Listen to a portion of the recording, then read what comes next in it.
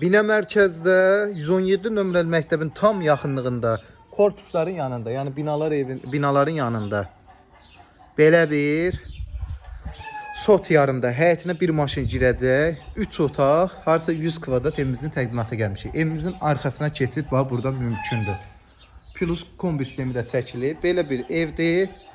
Qapı da birbaşa məhləyə açılır, yəni geniş məhlədir.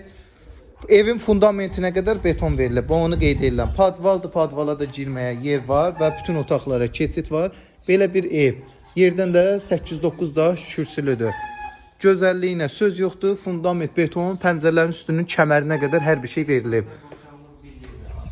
Koridor sistemdir. 78.000 manatadır. Yenə qeyd edirəm, fundament beton, pəncərələrin üstünün kəmərinə qədər verilib. Bura mətbəximiz.